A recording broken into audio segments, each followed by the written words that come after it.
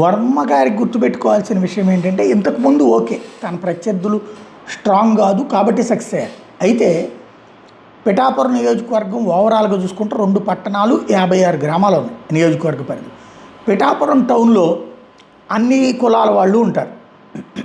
పిఠాపురం మండలంలోని గ్రామాల్లో అత్యధికంగా కాపులు ఉంటారు, ఇతర కులాల వారు తక్కువగా ఉంటారు.